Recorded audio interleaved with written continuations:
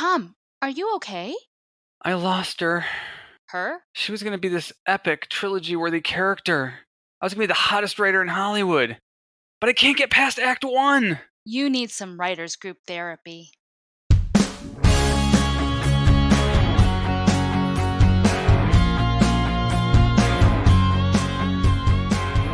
Hello, and welcome to Writers Group Therapy. I'm Tom. And I'm Roshni. We're writers helping writers. Are you ready for your session? The doctors are in. And if you like this episode, make sure you subscribe, share it with your friends, give us a really great rating on iTunes or wherever you listen to podcasts. You can find us online at writersgrouptherapy.com, also on Twitter and Instagram at WGTherapy, individually. I'm Tom_Loveman on Twitter and Tom Loveman on Instagram. And I am at Roshni Lamino on Instagram and Twitter. And we are nearing the end of 2020. We've made it to the end of the year. We've survived. Oh my goodness. What a year. It's been a busy year though, for spending so much time at home. I've done a lot, How about you? Same, which is kind of weird. Yeah. And we have a very busy guest today, Stephen Smith. He's been on our show a couple times. He is with us again. Hello, Stephen. Hello to both of you. Happy almost end of 2020. Yeah, welcome. Yeah, we're Stephen's here just to kind of hang out with us and talk about what's been going on. He has a project he's going to talk about in a little bit, but we just love having him on so much. We thought we'd have him join us for our end of the year wrap up. I am honored. Thank you. especially given all the great guests you have had in recent weeks. I'm just so impressed with your show. It's fantastic. Oh, well, thank you. And we definitely count you among one of those great guests, which is why we keep having you on. Thanks. So, what a year. I figured we start off with just, what did you accomplish this year? What are you happy about accomplishing? My biggest thing was I'm about ready to soft launch my video game that I've been working on for a year now called Wordcursion.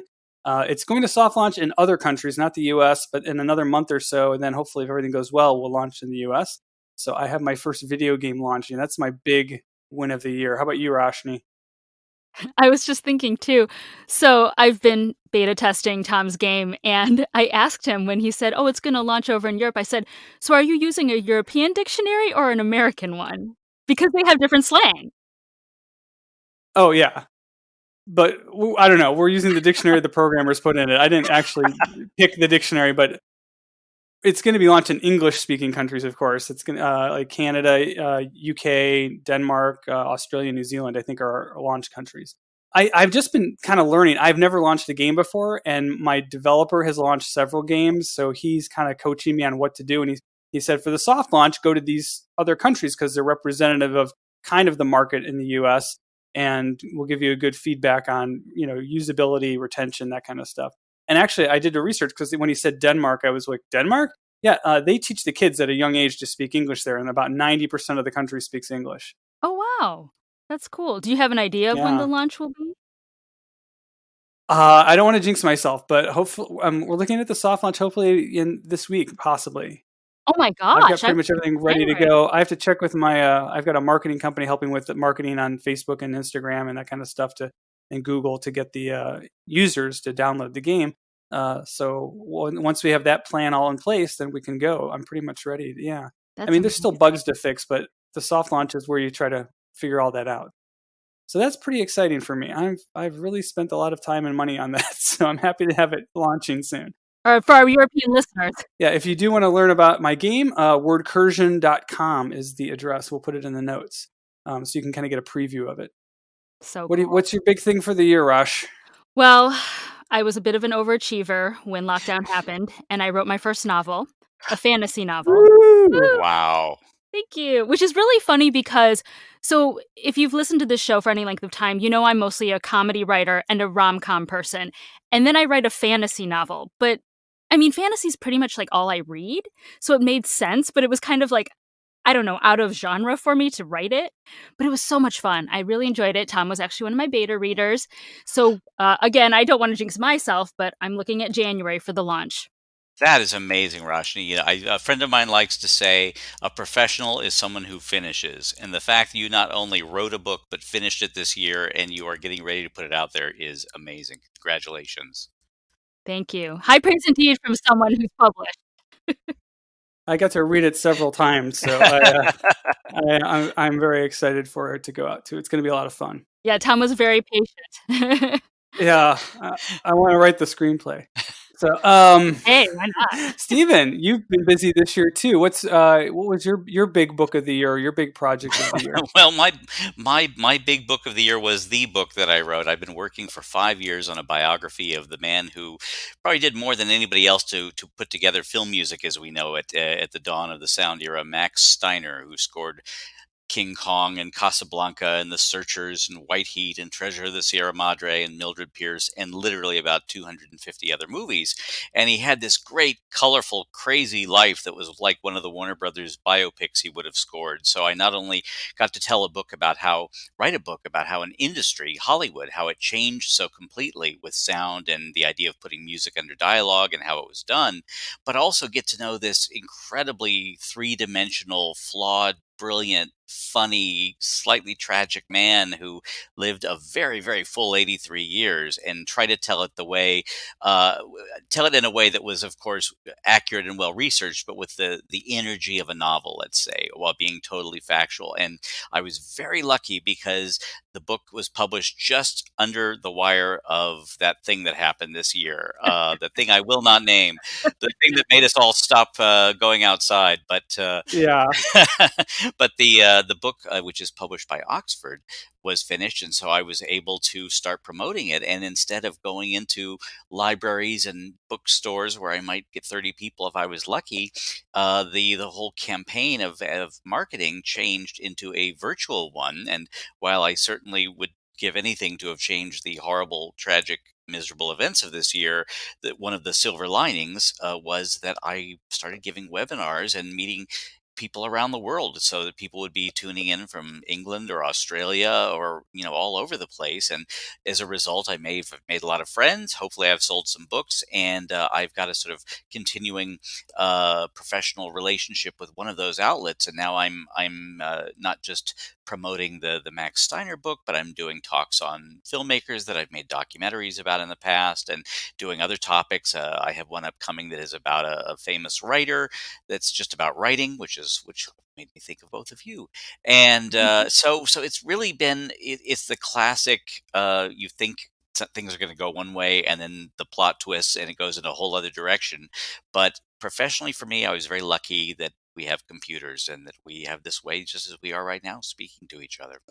That's so cool. Yeah. This year obviously kept us out of the movie theaters for the most part.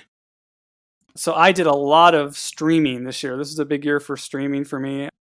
And I was thinking about like what were my favorite streamers this year? What were my favorite things to watch on streaming?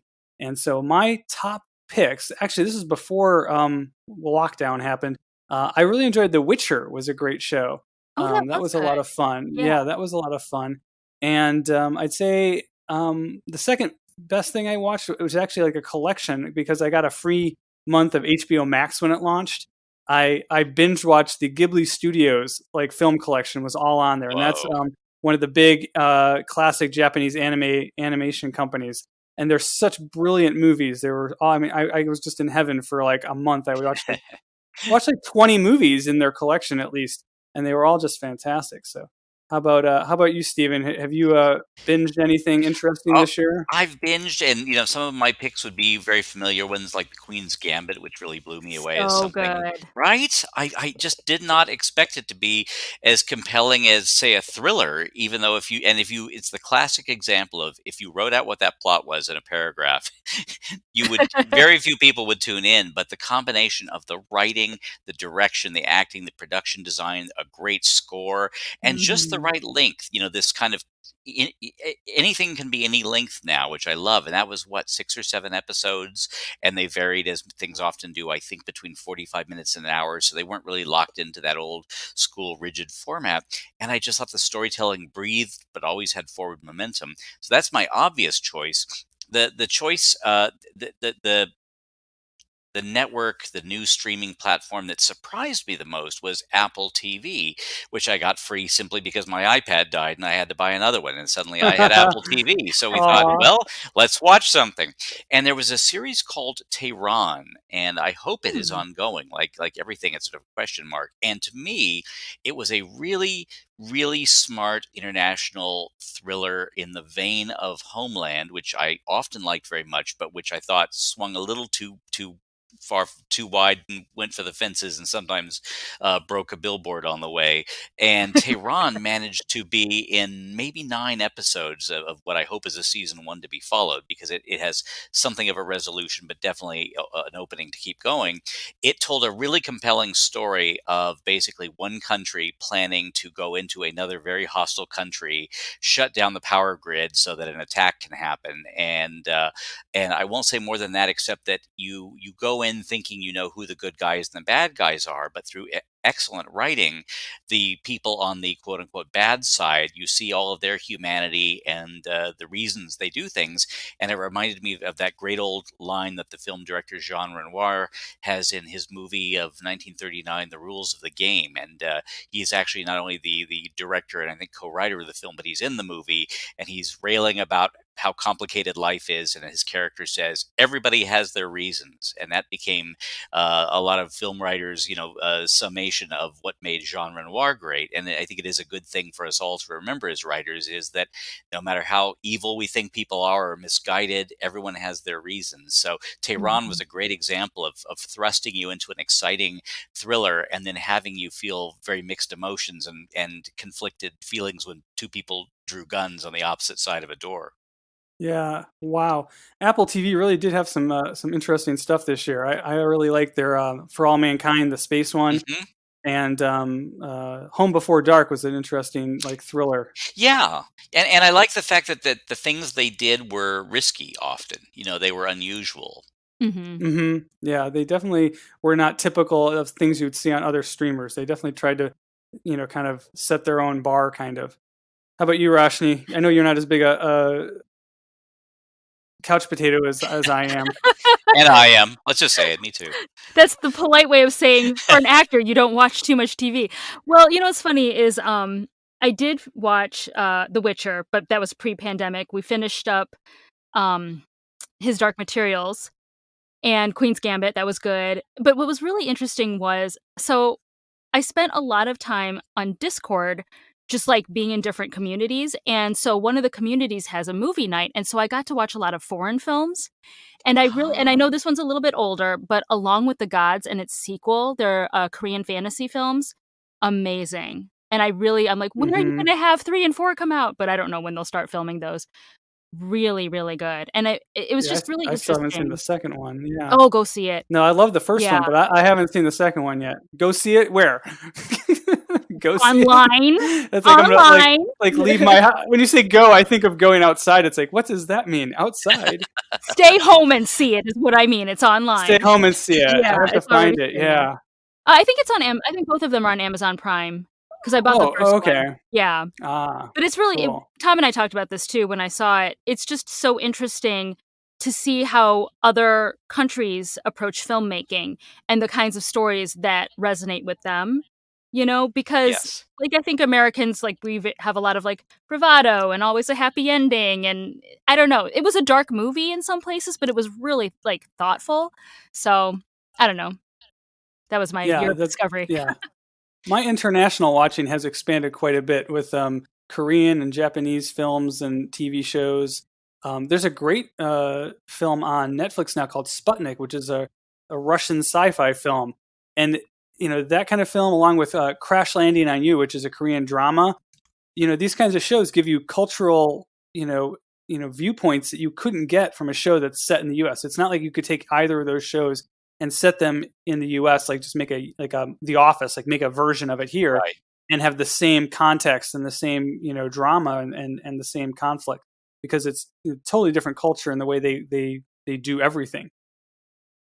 So yeah, so it gave me having a little extra time to explore that stuff has been helpful. And that just reminded me, by the way, that there is a great series that my wife and I just love that is a Danish series just on Netflix. And it was made several years ago, but has sort of taken off around the world and in the US. I think they're going to make a new season of it now. It's called Borgen, Borgen, Borgen. And it's sort of, I would Hmm. say it's a Danish West Wing, except that, and which doesn't sound very exciting, but just as The Queen's Gambit was a surprisingly, riveting story about, well, sort of about chess, this is a really, really compelling, I won't call it a political thriller, but a political drama that really, because you care so much about the people involved, and sometimes bad things happen to good people and sometimes good things happen, but it really pulls you into the storytelling. And because the world is similar to ours but different enough, it's really very compelling TV. And there are 3 seasons of it on Netflix, so if people need to binge something and they want to see an alternate universe from our politics of the last few years, I highly recommend Borgen. Yeah, and I will say right now, for anybody listening, Steven has really good taste in TV and films. Every recommendation you give us is amazing. So go watch whatever We he's all have recommending our for own good sure. taste. We all like what we like, and nobody's wrong, right? But I will say the things you recommend have always been really great to watch. Oh, So, good. yeah, so thank you. So, since we are nearing the end of 2020, what do you think is going to happen for 2021 for entertainment in general? Obviously, live theater right now is closed, movie theaters everywhere are closed, events, but what do you think will happen trend-wise or entertainment-wise next year? Oh, I mean, everybody's up in arms right now because Warner Brothers announced they're releasing their entire movie slate on their streaming platform. I mean, that's a huge thing that's still working itself out in the marketplace. Like literally, there's people threatening lawsuits about it and Okay, stuff. can I just say something? This I just actually we were talking about this before we got on the podcast. In regards to the HBO Max thing, so apparently not only are they charging you for the subscription, but eventually because the launch wasn't as successful as they hoped, they're also going to start showing ads. So, okay, so we're all going to pay for streaming and see ads? What was the point of that? We might as well have network TV Right. again.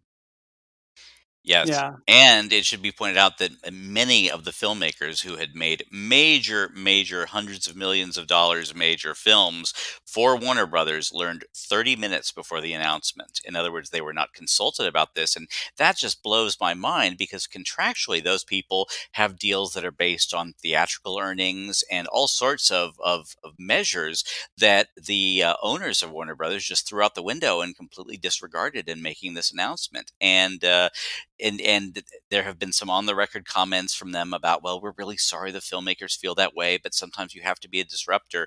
But I am sure that the lawsuits are already going because that was a big thing, and it also alienated a lot of major talent. And one could say, well, if you want to make a $200 million movie, there are only so many places you can go. But I think that could have been handled so much better than it was.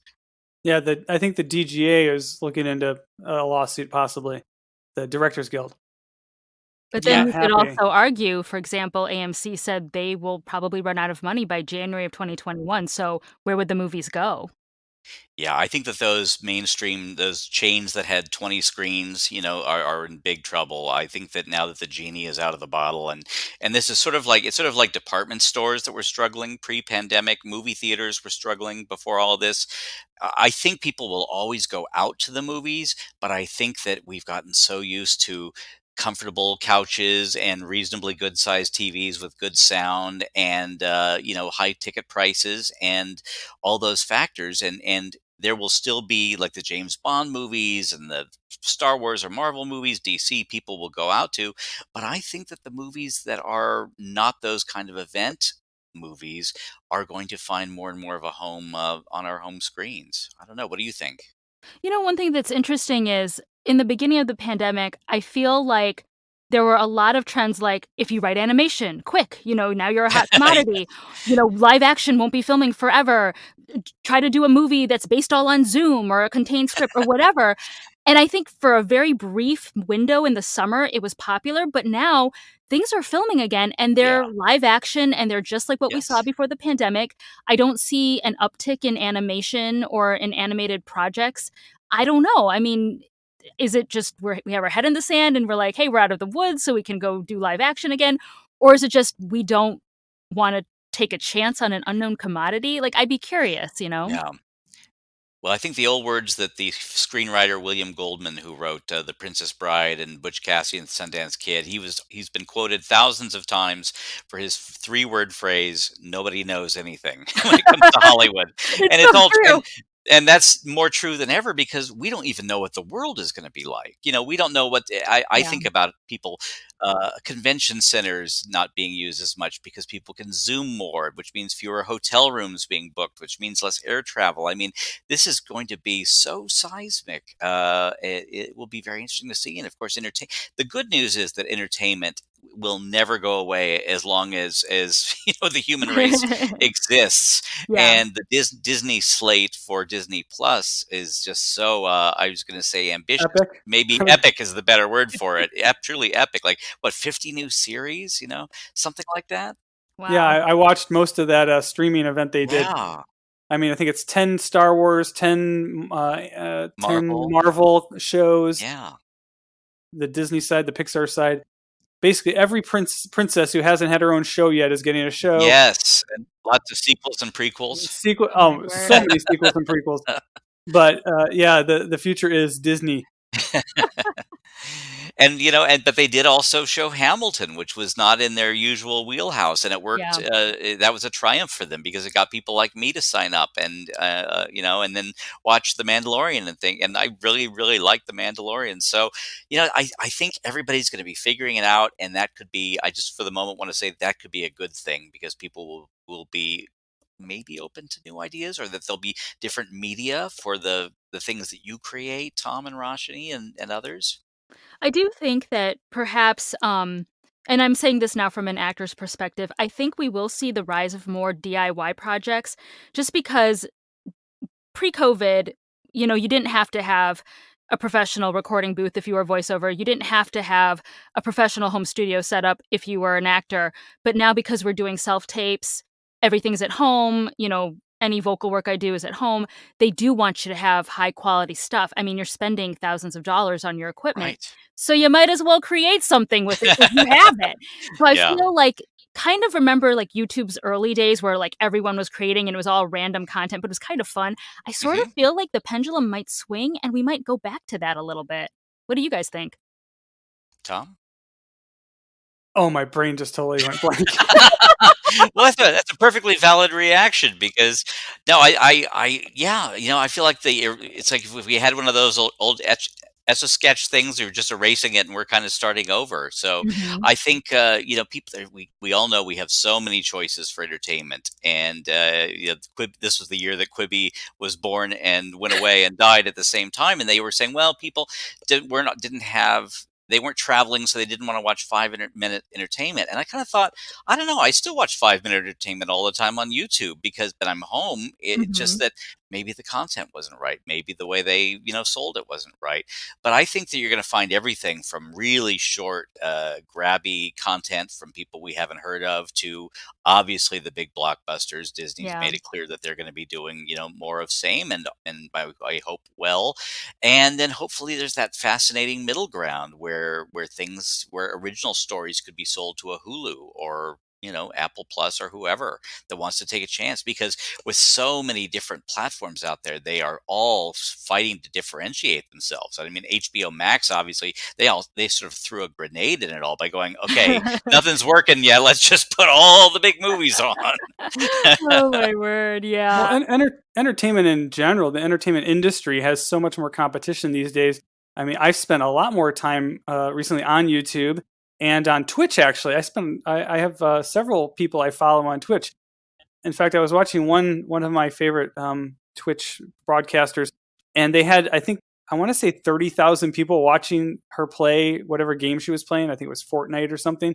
And I just looked at that for a second, like 30,000 people. I mean, that's not like hundreds of thousands or millions, but this is basically a professional video game player being watched as entertainment. Yeah. And it's just another chunk of the entertainment audience that's chopped off of the big theatrical movie release audience, that the smaller and smaller bits that people are getting for their TV shows. I mean, I still remember the 50 million viewers a week watching, the Cosby Show when I was a kid.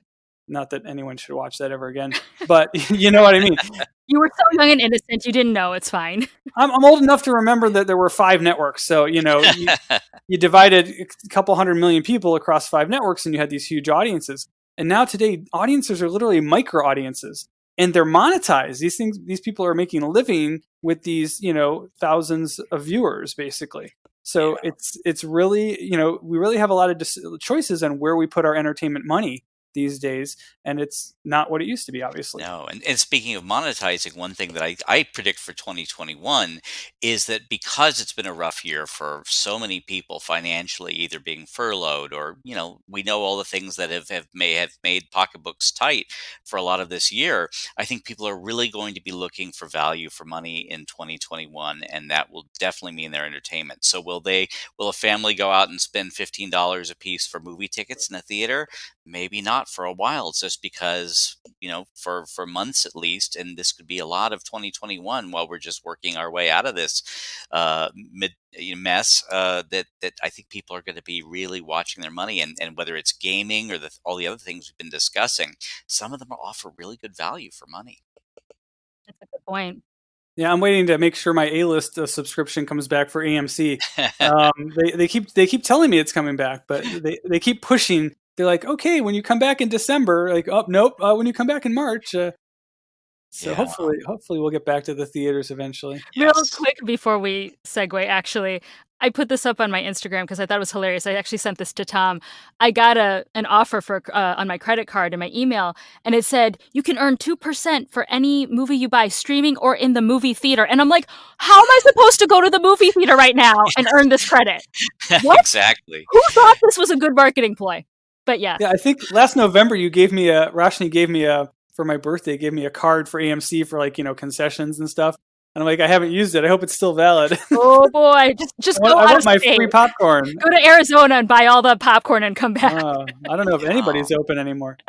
So while we're not going out to the movies, we're going to be hopefully writing here again. I've actually started doing some writing with. I joined a group called Get It Made, which is a great. It's a kind of a, I guess you would call it a organization, kind of a program, kind of a coaching mentoring program where you work on a proof of concept scripts, short scripts. So I've been really polishing one 5-page script, trying to get it really, really good so that we can make a short film of it to help go pitch the TV show that it's from. So, I'm looking forward to I kind of focused on just one short little thing, and I felt that was like a really great thing because sometimes you have trouble thinking the big picture, like oh, I'm going to write another feature, and oh, it's such a big idea. Yeah.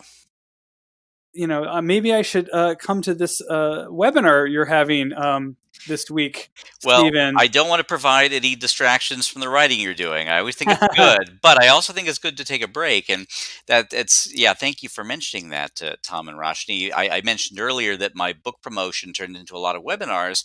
The webinars, I'm now giving on a lot of different topics. And there's one group, if I can mention, that I really, really love working with, and they've been very successful. It's called New York Adventure Club. And yes, it's based in New York, and it was a boots on the ground, people walking around giving tours in New York organization until COVID. And then it went virtual. And now they give these fantastic webinars, 4 or 5 a day. And they're like picks in the New York Times for best thing to do today. And they've been fantastic about inviting me to talk about subjects that interest me. And the one I'm doing on December the 23rd, this upcoming December the 23rd, is on writing. And it's about a writer, the world's most famous writer, who had a flop, who was hated by a large part of his audience, and had to figure out a way to dig himself out from the deep hole he was in, and came back with his biggest success. And that was Charles Dickens. The year was 1843, and the book that got him out of trouble was A Christmas Carol, which is why I'm telling it on December 23rd. And cool. I've always been fascinated with the fact that Dickens, who we think of as one of those guys from 200 years ago who wrote those really giant telephone-sized books that we don't read as often as they used to, he was actually the Steven Spielberg of his day. He was the entertainer for the masses, and he also had this passionate social conscience where he looked at his time and said, there's a lot that's wrong here, and don't wait for somebody else to do it. We have to fix it. And he did it in such an entertaining way that he had the best of both worlds, that he could be this like successful social activist and a brilliant, entertaining writer. And so that's what I'm going to be talking about with New York Adventure Club. And if you sign up by the 23rd, when I give it, you can watch it for 7 days afterwards. And I just wanted to say briefly that Dickens was in his 20s when he first had his first big success. He had some huge best-selling novels. Then he wrote a book that was very critical of America. He thought America was going to be the best place in the world, and he lived in Britain, and he thought, oh, we're so corrupt and messed up in Britain, and America, it's a new country, and they're doing it all right. He went and he encountered slavery, and every politician he met through up to the White House was like spitting in the spittoon while they talked to him, and he just thought people were, and they talked about money even more than they did in Britain, and he just, like too many idealists, he was really discouraged by what he found in America.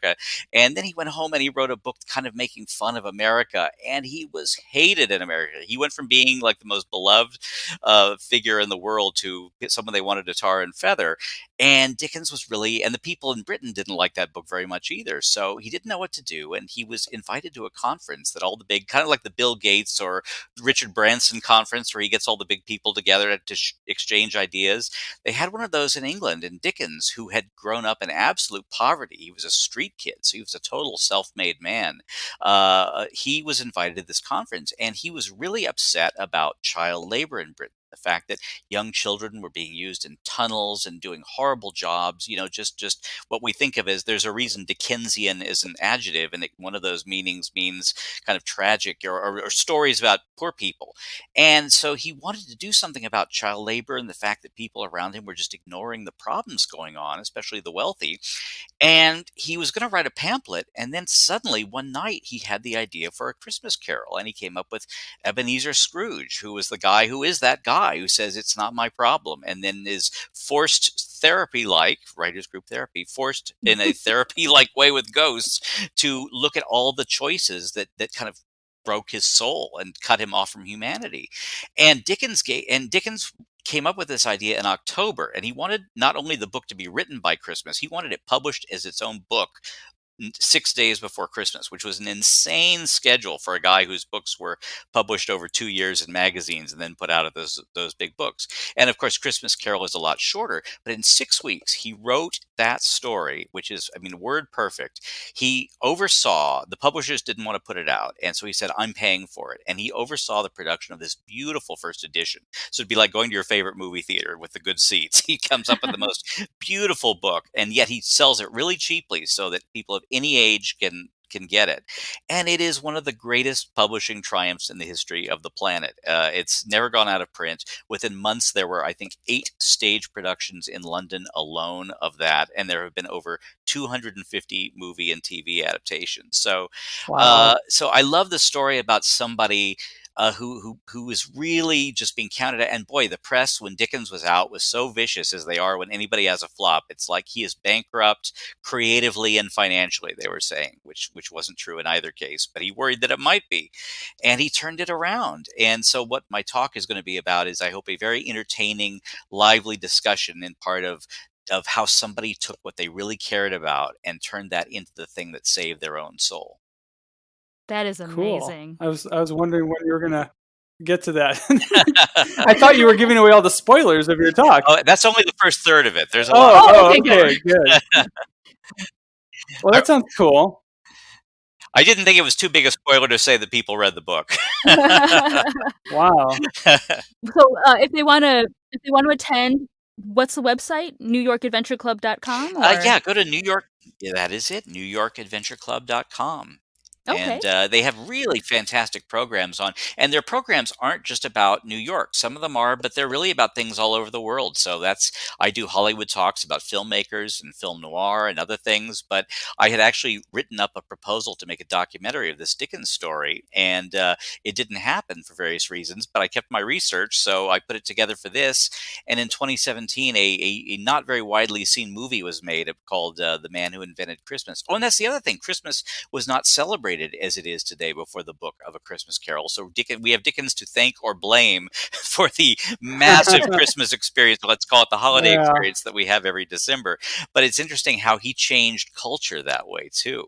So anyway, thanks for letting me put in a mention of that. Oh my gosh, no, that sounds amazing.